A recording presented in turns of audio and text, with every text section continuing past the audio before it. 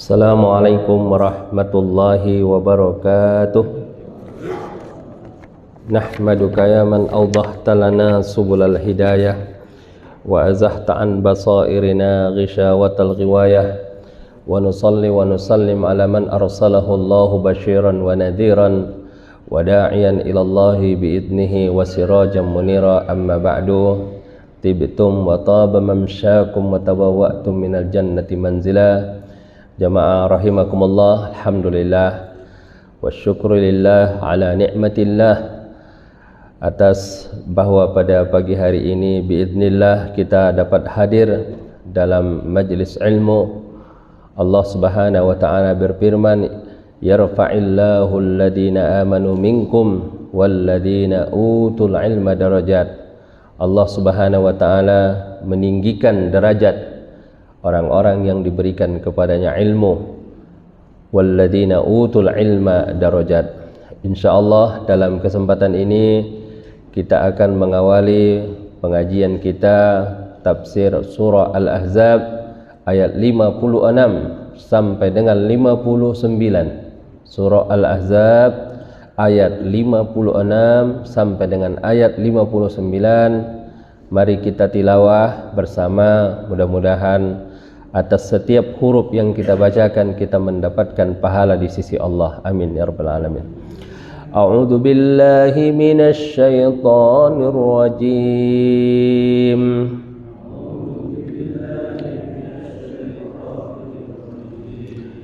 Bismillahirrahmanirrahim.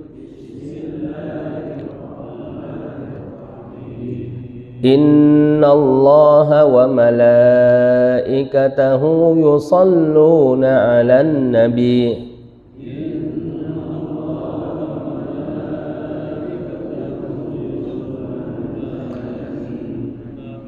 Ya ayyuhalladzina amanu sallu 'alaihi wa sallimu taslima.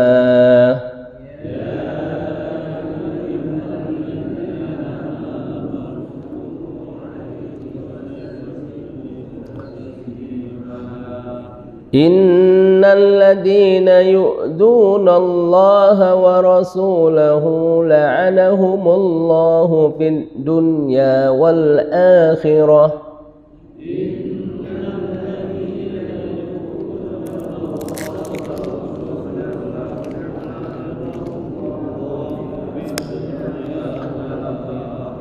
Wa a'adda lahum 'adzaban muhina.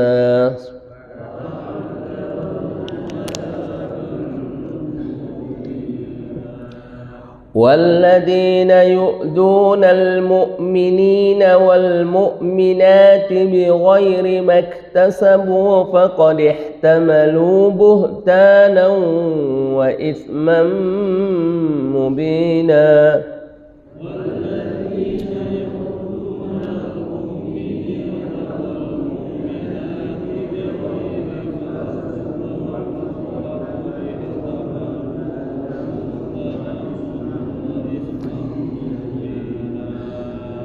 يا أيها النبي قل لأزواجك وبناتك ونساء المؤمنين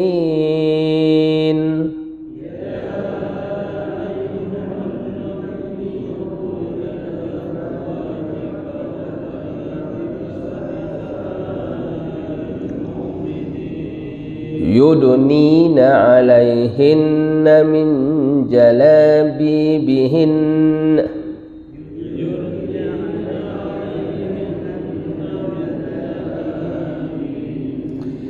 ذلك أدنى أن يعرفن فلا يؤذين.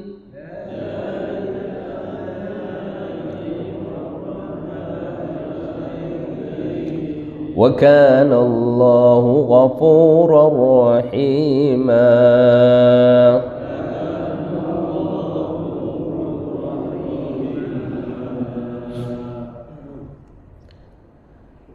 Innallaha, sesungguhnya Allah, wa malaikatahu, dan malaikat-malaikatnya yusalluna 'alan nabi, bersalawat kepada nabi, yakni Nabi Muhammad sallallahu alaihi wasallam. Makna salawat Allah kepada nabinya adalah bahwasanya Allah Subhanahu wa taala memuji, memuliakan nabi kita Nabi Muhammad sallallahu alaihi wasallam.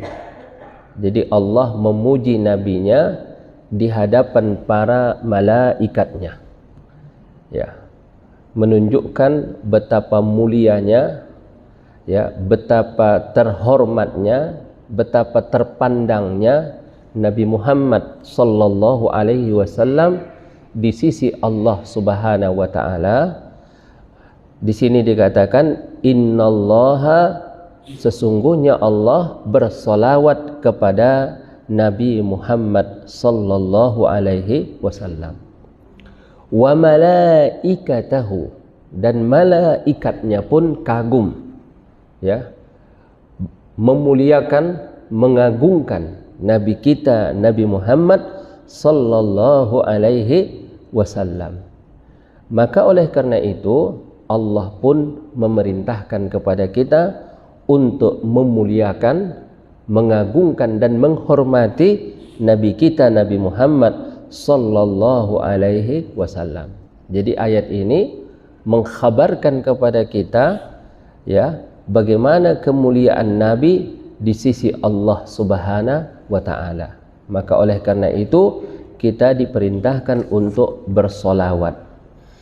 Nah, solawat ini adalah minal ibadatil mutlaqah, ibadah yang mutlak, tidak terkait, maksudnya tidak terikat dengan waktu, tempat, dan masa. Jadi kapan saja bisa, di mana saja bisa, jumlahnya pun berapapun bisa, gitu ya. Itu makna salawat. Jadi sirron wa jahron, bisa dengan sir, maksudnya dengan pelan, dan bisa dengan jahar. Allahumma salli ala sayyidina Muhammad wa ala ali sayyidina Muhammad. Furoda wa jamaat, bisa sendirian dan bisa berjamaah, ya, tidak ada larangan sama sekali. Jadi majlis sholawat misalnya, ya kan, majlis sholawat yang dihadiri oleh 10 orang, majlis sholawat yang dihadiri oleh 1000 orang, majlis sholawat yang dihadiri oleh 100.000 orang juga tidak apa-apa, gitu. Nah, itulah makna daripada sholawat. Sebenarnya makna daripada sholawat itu, coba kita maknakan dulu. Allahumma, ya Allah, sholli ala sayyidina Muhammad. Artinya apa? Bersolawatlah kepada Sayyidina Muhammad. Maksudnya solawat dari Allah itu turunkan rahmat dan muliakan Nabi Muhammad. Itu artinya sholli ala Sayyidina Muhammad wa ala ali Sayyidina Muhammad, dan kepada keluarga Sayyidina Muhammad.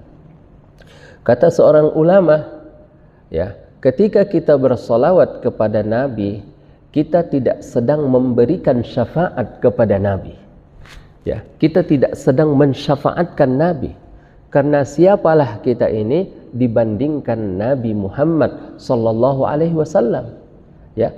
Tapi sesungguhnya ketika kita bersolawat kepada Nabi, kita ini diperintahkan oleh Allah untuk membalas, ya, kebaikan orang yang telah berbuat baik kepada kita, ya, agar kita tidak melupakan jasa-jasanya, agar kita tidak melupakan kebaikan-kebaikannya, agar kita jangan seperti kacang lupa sama kulitnya, ya.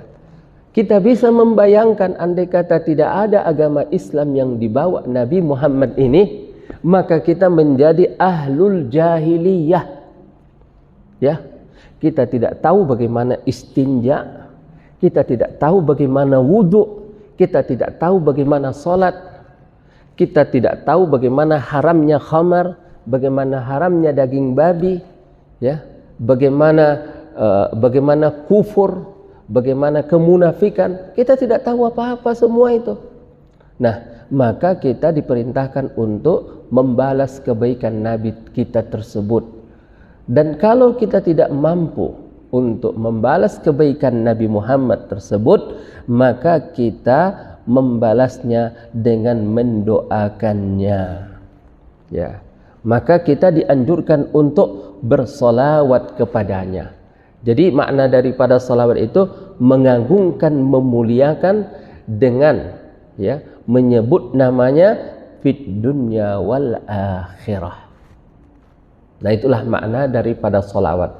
Nah, salawat itu Pak ada bermacam-macam. Ada salawatnya Allah kepada makhluknya.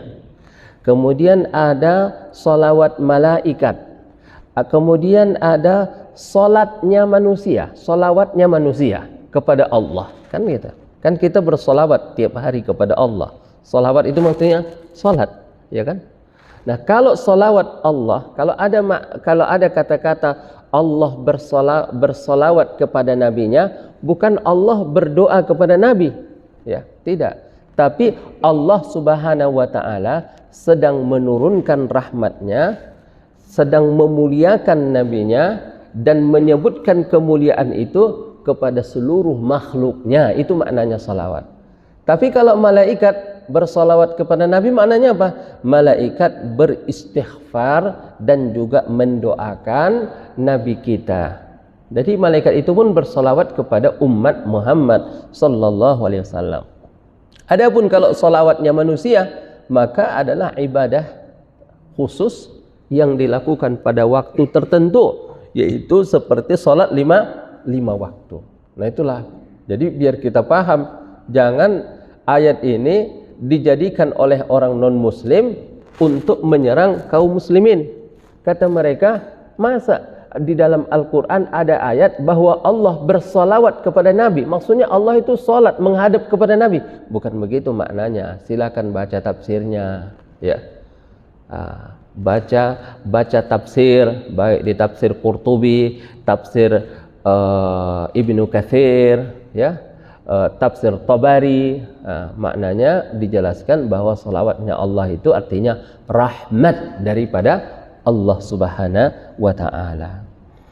Nah, jamaah rahimakumullah, maka kita hendaknya memiliki wirid salawat, ya, wirid salawat. Sekurang-kurangnya minimal 10 kali di waktu petang, 10 kali di waktu pagi, 10 kali di waktu petang. Ya, kalau ditanya, kan banyak salawat. Salawat yang paling afdal itu salawat apa? Salawat yang paling afdal adalah salawat Ibrahimiyah. Salawat apa? Salawat al-Ibrahimiyah yang kita baca pada tasyahud akhir. Allahumma salli ala Sayyidina Muhammad wa ala ali Sayyidina Muhammad kama sallaita ala Sayyidina Ibrahim wa ala ali Sayyidina Ibrahim wa barik ala Sayyidina Muhammad wa ala ali Sayyidina Muhammad kama barakta ala Sayyidina Ibrahim wa ala ali Sayyidina Ibrahim fil alamina innaka hamidum majid. Inilah sebaik-baik solawat, ya, solawat yang warid dari Nabi kita, Nabi Muhammad SAW. Memang ada solawat yang diciptakan oleh para ulama-ulama, para wali-wali, ya, para ahli sufiyah, ahli tarekat, ya. Itu tidak ada masalah. Misalnya Allahumma salli ala Sayyidina Muhammadin tibbil qulubi wa dawaiha, ya kan? Dan macam-macam, itu tidak ada masalah. Tapi jangan sampai kita menganggap bahwa salawat yang diciptakan para wali, para ahli sufiyah, para ahli tarekat, itu kita anggap lebih afdal daripada salawat yang disampaikan oleh Nabi Muhammad sallallahu alaihi wasallam. Itu keliru kalau sampai seperti itu. Tapi kalau mengamalkan semua salawat itu, insya Allah tidak ada yang salah, gitu ya. Tidak ada yang salah. Walaupun sebagian orang mengatakan bahwa itu adalah salawat yang bid'ah, ya. Tidak ada yang bid'ah dalam salawat, ya. Karena perintah bersolawat itu adalah perintah yang mutlak. Perintah yang mutlak, tidak ada harus terikat dengan apa-apa. Ada satu hadis, banyak sekali hadis tentang salawat, tapi saya hanya menyampaikan satu di sini. Inna min afdali ayyamikum yaumal jum'ah. Sesungguhnya hari yang paling afdal dalam satu pekan adalah hari Jumat. Fihi khuliqa Adam. Hari Jumat diciptakan Nabi Adam. Wa fihi nafkhah. Wa fihi nafkhah. Dan pada hari Jumat ditiup sangkakala. Wa fihi sa'qah. Dan pada hari Jumat manusia dibangkitkan dari kubur, ya. Fa'akthiru alayya minas salati fihi. Maka perbanyaklah kepadaku bersolawat pada hari tersebut. Fa inna salatakum ma'rudatun alayya. Maka sesungguhnya salawat kamu itu ditampilkan di hadapanku, kata Rasulullah sallallahu alaihi wasallam. Masya Allah. Oh, bagaimana caranya itu? Berapa? 2 miliar umat Islam di dunia ini bersolawat kepada Nabi pada hari Jumat. Bagaimana caranya Nabi melihat itu dan bagaimana cara menampilkannya? Innallaha ala kulli syai'in qadir. Itu ya. Kemudian apa? Qalu ya Rasulullah wa kaifa yu'radu salatuna 'alaika wa qad armatta. Ya Rasulullah, bagaimana ceritanya salawat-salawat kami itu ditampilkan di hadapanmu, wa qad armatta, engkau sudah mati, ya. Tulangmu sudah hancur, jasadmu sudah hancur. Apa kata Rasulullah? Faqala innallaha harrama 'alal ardi ajsadal anbiya. Sesungguhnya Allah mengharamkan kepada tanah untuk memakan jasad para nabi. Berdasarkan hadis ini, jasad Nabi itu utuh, dan bukan hanya Nabi Muhammad sallallahu alaihi wasallam, tapi seluruh nabi. Jangankan Nabi Muhammad, para sahabat pun, ya, jasadnya utuh. Waktu Madinah Al-Munawwarah banjir, ya, kemudian makam sahabat yang bernama Hamzah, pamannya Nabi, itu terbongkar. Tadinya nggak diketahui ini jasad siapa, tidak diketahui jasad ini jasad siapa, tapi ketika dibaca sirah, ciri-ciri daripada Hamzah, dadanya dibelah, kemudian dikeluarkan hatinya dan dimakan oleh Hindun, istri daripada Abu Sufyan pada saat itu. Maka para ulama hampir memastikan bahwa jasad ini adalah jasad daripada Hamzah bin Abdul Muttalib, ya, masih utuh, ya, sampai pada saat terjadi banjir di kota Madinah itu. Makanya jasad Hamzah itu di makamnya tidak di Baqi, tapi di Bukit Uhud, ya. Nah, itulah contoh bahwa jasad para nabi itu adalah tidak dimakan oleh tanah. Nah, jamaah rahimakumullah, jadi keutamaan bersolawat ini supaya kita mengingat jasa kebaikan Nabi kita Nabi Muhammad sallallahu alaihi wasallam. Satu, itu perintah Allah. Yang kedua, kita sedang berusaha untuk membalas jasa, walaupun sebenarnya kita tidak akan pernah sanggup untuk membalas jasa Nabi kita Nabi Muhammad sallallahu alaihi wasallam. Nah, seperti itulah. Makanya Nabi Muhammad sallallahu alaihi wasallam tidak hanya berjasa di dunia ini, tapi juga akan berjasa nanti di akhirat. Maka Nabilah satu-satunya pemilik asy-syafa'atul kubra. Syafaat kubra. Syafaat kubra itu seluruh makhluk berkumpul di padang mahsyar, ya, khamsina alfa sanah, 50.000 tahun. berkumpul. Dalam hadis sahih begitu, 50.000 tahun berkumpul di padang mahsyar. Tidak ada hisab, tidak ada mizan, tidak ada sirat, belum ada yang masuk ke surga, belum ada yang masuk ke neraka. Cuma berkumpul saja di padang mahsyar. Kemudian manusia kelelahan, keletihan, ya, stres lah mungkin gitu. Kemudian mereka beramai-ramai minta, ya, kepada Allah tapi tidak dikabulkan. Maka mereka datang kepada Nabi Adam. Adam mengatakan, jangan kepada saya sudah bersalah. Mereka datang kepada Nabi Nuh, mereka datang, Nabi Nuh juga tidak bisa.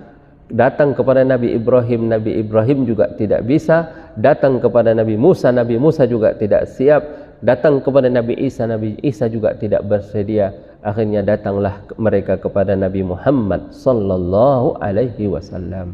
Kata Nabi, ana laha, saya yang akan berdoa kepada Allah. Maka Nabi pun pergi ke bawah arasy dan Nabi sallallahu alaihi wasallam berdoa, kemudian beliau sujud. Kata Allah kepada Nabi Muhammad, wahai Muhammad, sal tu'tah, mintalah apa yang engkau mau, akan dikabulkan doamu. Dan Nabi Muhammad sallallahu alaihi wasallam berdoa kepada Allah supaya diselesaikan berkumpulnya manusia di padang mahsyar ini. Maka setelah itu ada hisab, ada sirat, ada mizan, dan kemudian manusia pada akhirnya masuk ke surga ataupun masuk ke neraka. Itulah Nabi kita, Nabi Muhammad sallallahu alaihi wasallam. Begitu agungnya, begitu mulianya Nabi kita, Nabi Muhammad sallallahu alaihi wasallam, tapi kita jangan seperti umat yang lain yang terlalu berlebihan dalam mengagungkan nabinya sampai-sampai mereka menuhankannya. Na'udzubillahi min dzalik. Kita memuliakan nabi, tapi kita tidak sampai mengatakan nabi itu sebagai Tuhan. Tetap saja dia Abdullahi wa rasuluh. Ya ayyuhalladzina amanu, wahai orang-orang yang beriman, sallu, bersalawatlah kamu. Jadi kalau ditanya bagaimana caranya bersalawat, bacalah, ya, Allahumma salli ala Sayyidina Muhammad wa ala ali Sayyidina Muhammad. Sekurang-kurangnya 10 di waktu pagi, 10 di waktu petang. Itu. Ya. Ataupun sebagaimana kita katakan tadi bahwa salawat ini adalah ibadah mutlak. Ya, sambil kita di perjalanan, ya, sambil menyetir Allahumma sholli ala Sayyidina Muhammad, daripada dengerin musik, ya, daripada marah-marah karena macet, ya, ataupun sedang kita berjalan sendirian, daripada ngelamun, daripada menghayal, bacalah salawat Allahumma sholli ala Sayyidina Muhammad wa ala ali Sayyidina Muhammad, ya. Dan salawat-salawat yang banyak diciptakan oleh para ulama-ulama itu ada yang mereka karang sendiri, ada yang mereka dapatkan daripada mimpi, ada yang juga mereka dapatkan melalui ilham, ya, melalui ilham mereka dapatkan. Jadi selagi maknanya sahih, selagi maknanya tidak sampai mengagungkannya sampai menjadikannya seperti Tuhan, maka salawat itu tetap aja salawat yang benar insyaallah. Kemudian jamaah rahimakumullah, pada ayat berikutnya dikatakan, setelah tadi kita disuruh untuk mengagungkan Allah dan mengagungkan Rasulullah, maka di ayat berikutnya ini kita dilarang keras, dan siapapun dilarang keras untuk menyakiti Allah dan Rasulnya. Nah, pertanyaannya, apakah Allah mungkin tersakiti? Tidak, Pak. Ya. Karena orang bilang, masa Allah tersakiti? Masa Allah terzolimi? Masa agama ternista? Kan kalau dibilang itu penistaan agama, kok agama ternista? Bukan begitu. Ya. Bukan begitu cara memahaminya. Cara memahaminya adalah ini, ya, ini demi memuliakan Allah subhanahu wa ta'ala dan demi memuliakan Rasulnya. Innalladzina, sesungguhnya orang-orang yang yu'dzunallaha, menyakiti Allah, wa rasulahu la'anahumullahu fid dunya wal akhirah. Apa yang dimaksud menyakiti Allah dan Rasulnya? Mengatakan Allah ataupun mensifati Allah dengan sifat yang tidak ada padanya. Ya, seperti orang-orang Nasrani yang mengatakan Allahu thalithu thalathah. Allah trinitas. Ya, satu dari yang tiga. Ataupun mereka mengatakan Al-Masihu ibnullah, Isa anak Allah. Anak dari mana? Istrinya enggak ada. Gitu. Mereka mengatakan Uzairuni binullah. Orang Yahudi mengatakan Uzair anak Allah. Orang-orang musyrikin Makkah mengatakan Al-malaikatu banatullah. Malaikat adalah anak-anak perempuannya Allah. Na'udzubillahi min dzalik. Nah, kenapa? Karena kalau dikatakan Allah itu punya anak, anaknya adalah apa? Anaknya harus Tuhan, Pak. Enggak mungkin Allah anaknya tidak Tuhan. Karena dia Tuhan, maka anaknya juga Tuhan. Ya. Manusia, anaknya manusia apa? Manusia. Ya. Anaknya sapi apa? Sapi kan? Itu. Anaknya manusia. Anaknya Tuhan apa? Tuhan. Berarti kalau Tuhan itu punya anak, maka Tuhan ada berapa? Dua. Kacau dunia ini, Pak, kalau Tuhan itu dua. Nah, kata orang, percayai aja, yang penting engkau beriman saja. Oh, enggak boleh. Itu. Allah kasih kita akal, Allah kasih kita logika untuk berpikir. Nah, tidak boleh begitu. Jadi kalau dua alam ini apa? Lau kana fihi ma alihatun illallahu lafasadata. Kalau andai kata pada langit dan bumi ada Tuhan yang lain selain daripada Allah, niscaya langit dan bumi ini akan hancur. Kenapa? Yang satu bilang turunkan hujan, yang satu bilang tahan, yang satu bikin panas, yang satu jangan dingin. Ya. Tidak ada stabilitas. Ya. Di dunia ini saja kita ingin presiden itu satu, ya kan? Nggak mungkin presiden apa? Dua, nggak mungkin, Pak. Karena kalau dua akan kacau. Nah, makanya kata orang tidak boleh ada dua matahari. Matahari cuma ada satu. Apalagi Tuhan. Tuhan itu harus esa. Innal ladzina yu'dzunallaha wa rasulahu. Sesungguhnya orang yang menyakiti Allah. Makanya Allah itu namanya, sifatnya itu namanya tauqifiyah. Makna tauqifiyah itu kita tidak boleh mensifati Allah dan kita tidak boleh menafikan sifat Allah. Sifat Allah itu apa yang dikabarkan Allah kepada kita, cukup sampai di situ. Walaupun kadang kita tidak tahu hakikatnya, ya. Kemudian apa? Wa rasulahu, dan menyakiti rasulnya. Ya. Pada satu ketika Abu Jahal bilang kepada teman-temannya, dia lihat Nabi sedang sholat di Masjidil Haram. Dia paling kesal, ya, paling dongkol kalau melihat Nabi Muhammad lagi sholat di Masjidil Haram.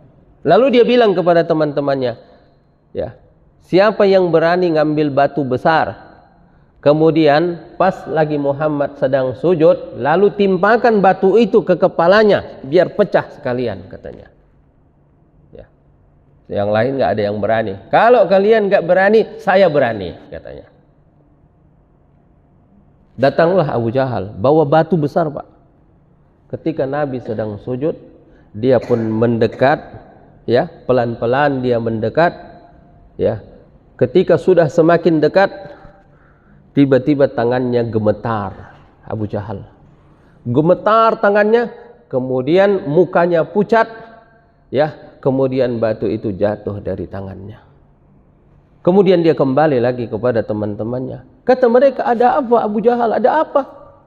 Kenapa engkau begini? Tadi engkau begitu berani, sekarang engkau begitu ketakutan, katanya. Ra'aitu pahlan minal ibli ma ra'aitu mislah, katanya. Aku melihat unta yang sangat besar katanya. Dan unta itu hampir menelan aku katanya. Akhirnya aku menjauh dan tidak berani mendekat. Ketika ditanya kepada Rasulullah, apa itu ya Rasulullah? Daka Jibril, itu Jibril. Andai kata dia mendekat, dia akan mati. Itu baru di dunia, Bapak dan Ibu rahimakumullah. Bahkan orang-orang Quraisy untuk menyakiti Nabi, apa kata mereka? Jadi ada orang datang dari daerah ke kota Mekah, datang ke kota Mekah. Ya. Dan orang ini adalah pedagang, punya piutang sama Abu Jahal. Punya piutang sama Abu Jahal. Lalu dia minta kepada orang-orang Mekah, wahai orang Mekah, siapa yang bisa bantu saya? Siapa yang bisa menolong saya untuk menagih hutangnya Abu Jahal? Karena setiap kali saya tagih, dia lebih galak dari saya katanya. Oh, kata orang-orang Mekah apa? Coba kamu datang sama Muhammad katanya. Tujuannya apa? Untuk mengejek. Ya, pasti Muhammad nggak berani. Subhanallah. Akhirnya orang itu datang kepada Nabi Muhammad sallallahu alaihi wasallam. Tolong tagihkan utang Abu Jahal ya kepada saya. Kata Nabi Muhammad, baik, ayo ikut sama aku. Diketuklah pintu rumahnya Abu Jahal. Begitu dibuka pintunya, Abu Jahal langsung pucat, gemetar. Ya, kata Rasulullah apa? Bayar utangmu sama orang ini katanya. Sekarang juga. Ya. Kata orang, la abrah hatta adfa'. Kamu nggak boleh pergi sebelum saya bayar. Diambilkan uang emasnya, kemudian langsung diserahkan kepada orang tersebut. Lah, orang-orang Quraisy yang menonton dari jauh heran, ya luar biasa mereka heran. Kok bisa Abu Jahal sekarang nurut tunduk sama Nabi Muhammad? Ya, akhirnya setelah utangnya dibayar, orang-orang mendatangi Abu Jahal. Ada apa? Abu Jahal, ada apa katanya? Ya. Tadi saya lihat ada seekor singa yang sangat besar katanya yang mau menerkam saya sehingga saya ketakutan dan gemetar. Begitu Allah menjaga nabinya. Begitu Allah menjaga rasulnya. Nah, Bapak dan Ibu, maka dikatakan innal ladina yu'dunallaha wa rasulahu. Sesungguhnya orang yang menyakiti Allah dan rasulnya. Artinya apa? Ketika kamu menyakiti Rasulnya, sesungguhnya kamu menyakiti Allah. Sebab Rasul itu dia tidak punya kepentingan apa-apa. Dia orang suruhannya Allah untuk menyampaikan agama, untuk menyampaikan risalah. La'anahumullah, maka hukumnya kafir. Ya, hukum orang yang menyakiti Rasulullah hukumnya kafir. Ya, maka umat Islam layak untuk marah ketika ada orang yang menggambar karikatur Nabi Muhammad sallallahu alaihi wasallam. Ya, tahu Pak cerita orang yang menggambar karikatur Nabi Muhammad itu? Ya, udah mati Pak. Ya, matinya gimana? Subhanallah, matinya sangat mengenaskan. Ya, jadi dia dijaga ketat. Hampir 24 jam dijaga ketat orang ini. Ya, dijaga keamanannya oleh pemerintah setempat. Ya. Tapi pada satu ketika dia naik kendaraan, kemudian terjadi kecelakaan yang sangat mengenaskan dan mati. Ya, dan mati pada peristiwa tersebut. Na'udzubillahi min dzalik. Innal ladzina yu'dzuna Allah wa rasulahu la'anahumullah. Sekarang yang lagi marah apa? Pembakaran kitab suci Al-Qur'an di sebuah negara yang dilindungi oleh negara tersebut atas nama kebebasan, atas nama demokrasi. La haula wala quwata illa billah. Itu ya. Ya. Di Swiss. Ya. Ya. Mereka membakar kitab suci Al-Quran, tapi tidak diapa-apakan oleh negaranya, tidak diapa-apakan oleh pemerintahannya. Nah, apa sih tujuan mereka membakar Al-Quran? Ya, dikira mereka yuriduna ayyutfi'u nurallahi biafwahihim. Mereka mau memadamkan cahaya Allah dengan mulut mereka. Mereka mau memadamkan cahaya matahari dengan mulut mereka, dengan muncung mereka. Tak mungkin, Pak. Ya. Ya. Maka agama ini akan dimenangkan oleh Allah Subhanahu wa taala walau karihal kafirun. Begitu bencinya mereka, begitu dengkinya mereka kepada Islam sampai mereka melakukan hal yang sedemikian rupa. Umat Islam harus marah ketika kitab sucinya dibakar, ketika akidahnya diganggu, ya. Sebab umat Islam pun menghormati akidah orang lain. Umat Islam tidak ada menjelek-jelekkan akidah orang lain. Ya. Silakan orang memiliki pemahaman tersendiri. Wa a'adda lahum adzaban muhina wa dan a'adda mempersiapkan, Allah mempersiapkan lahum untuk mereka adzaban siksaan muhinan yang akan menghinakan mereka dan akan menjadikan mereka terhina dan akan menjadikan mereka diperolok-olok.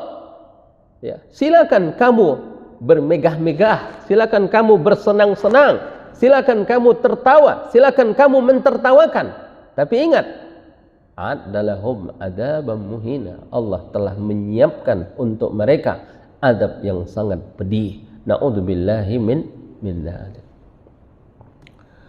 Nah, tadi menghina Allah, menghina Rasulnya. Kemudian apa? Walladzina yu'dzunal mu'minina wal mu'minati bighairi maktasabu faqad ihtamalu buhtanan wa itsman mubina. Dan orang-orang yang menyakiti kaum mukminin dan mukminat bighairi maktasabu, artinya tanpa alasan. Ya, orang mukmin dan mukminah itu bisa disakiti kalau ada alasannya. Misalnya dia membunuh orang, ya. Misalnya dia mencuri, tangannya dipotong, ya. Misalnya dia membuat patah tangan orang, tangannya dipatahkan, ya boleh kalau ada alasan, ya. Tapi ini tidak ada alasan, tidak ada alasan untuk menyakitinya, ya. Tidak ada alasan untuk menghinanya, tidak ada alasan untuk memfitnahnya. Faqad ihtamalu buhtanan wa itsman mubina. Maka sesungguhnya mereka menanggung buhtan wa itsman mubina, dosa yang besar. Jadi di sini dibedakan. Kalau tadi walladzina yu'dzunallaha wa rasulahu, apa? La'anahumullah. Menyakiti Allah dan Rasulnya, la'anahumullah, dilaknat Allah, kafir. Hukumnya kafir. Tapi kalau walladzina yu'dzunal mu'minina wal mu'minat, tidak sampai kafir tapi melakukan dosa besar. Walladzina yu'dzunal mu'minina wal mu'minat bighairi maktasabu faqad ihtamalu buhtanan wa itsman mubina. Di dalam tafsir ada dijelaskan bahwa sababu an-nuzuli hadhil ayah adalah terkait dengan Umar bin Khattab radhiyallahu anhu. Pada satu ketika dia melihat seorang perempuan, dan perempuan itu mempertontonkan auratnya. Pada saat itu Umar memarahinya. Karena Umar memarahinya, lalu keluarga perempuan ini menjelek-jelekkan Umar, ya. Kemudian memfitnah Umar, kemudian menyakiti Umar. Pada saat itu turunlah ayat walladzina yu'dzunal mu'minina wal mu'minat bighairi maktasabu. Ada juga mengatakan bahwa ayat ini turun terkait dengan peristiwa yang menimpa Aisyah yang dituduh melakukan perbuatan selingkuh dengan Safwan ibnu Mu'attal. Ya, Masya Allah, fitnah yang sangat kejam. Makanya kata orang fitnah itu lebih kejam daripada pembunuhan. Itu kan pembunuhan karakter. Aisyah, istri Nabi, orang yang paling dekat kepada Nabi, pendampingnya Nabi, istrinya Nabi, dikatakan berselingkuh. Ya, ya. Pada waktu itu Aisyah ini ikut dalam sebuah peperangan. Ketika pulang dari perang, Aisyah itu radhiyallahu anha pergi untuk qada hajat. Dulu orang qada hajat harus pergi ke tempat yang jauh, gak kelihatan sama orang. Nah, ketika dia pulang, cincinnya hilang, Pak. Cincin itu cincin yang dipinjam. Kemudian dia cari lagi. Kelamaan nyari, akhirnya rombongan berangkat. Kenapa mereka tidak sadar Aisyah ini ada di dalam rombongan? Karena Aisyah itu dibawa dengan haudaj. Haudaj itu adalah rumah kecil ditandu, Pak. Aisyah itu ditandu orang. Nah, ketika diangkat, Aisyah ini orangnya kurus, bukan orang yang gemuk gitu ya. Ketika mereka bawa, mereka nggak tahu kalau yang mereka bawa ini adalah tandu yang kosong gitu. Ketinggalan Aisyah. Nah, Aisyah ini ketika balik ke tempatnya, dia lihat tidak ada orang, dia orang cerdas dan orang pintar gitu. Maksudnya apa? Dia tidak pergi kemana-mana. Karena kalau dia pergi kemana-mana di padang pasir, nanti malah tersesat dan orang nyari nggak akan ketemu. Ya, HP nggak ada, Pak, WA nggak ada gitu ya. Nah, akhirnya dia bertahan di situ. Rupanya di pasukan Rasulullah ini ada namanya petugas sapu bersih yang bertugas di belakang, paling belakang, ya, untuk melihat orang-orang yang sakit, ya, untuk orang-orang yang tidak sanggup berjalan, ataupun mungkin ada barang-barang tercecer. Maksudnya begitu rapinya pasukan Rasulullah itu. Ada bagian orang yang terdepan gitu ya. Itu dari dulu sudah ada seperti itu. Ketika itu Safwan bin Mu'attal ini membawa seekor unta. Dia lihat ada Ummul Mukminin Aisyah. Dia hanya mengucapkan Inna lillahi wa inna ilaihi raji'un. Dan tidak berkata apa-apa. Dan mengisyaratkan supaya Ummul Mukminin Aisyah menaiki unta tersebut, kemudian dia berjalan di depannya gitu. Kenapa dia tahu Aisyah? Dia tahu ini istri Nabi, maka dia sangat memuliakannya dan sangat menghormatinya.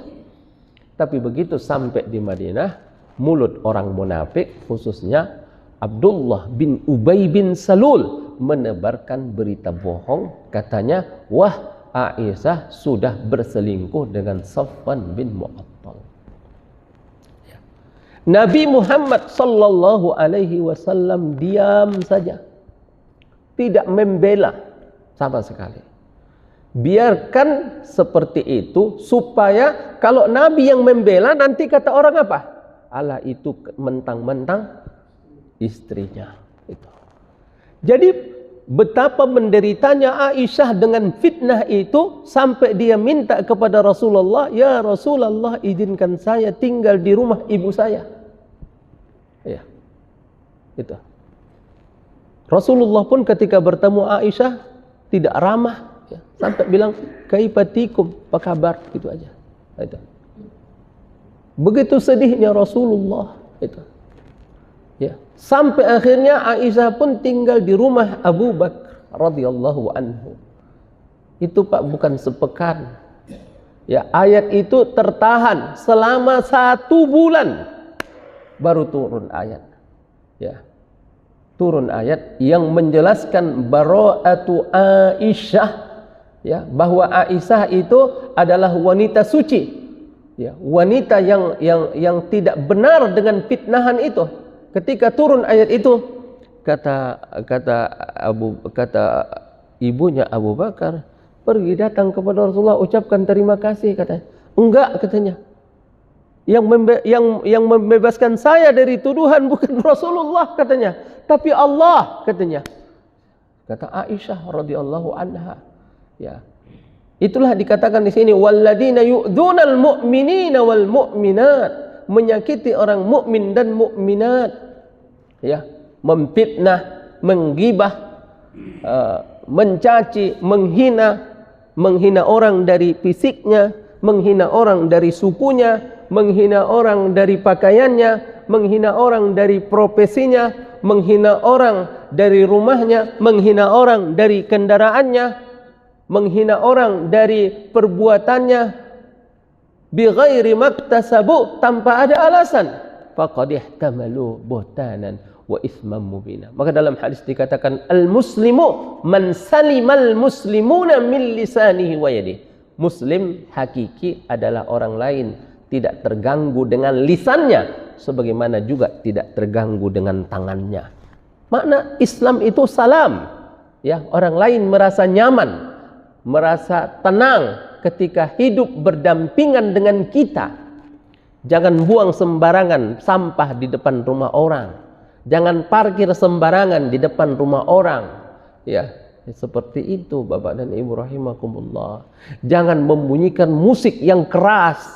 Ya. Jangan menutup jalan. Ya. Kalau pesta sekali sepekan ya minta izin apa-apa kali ya Pak ya.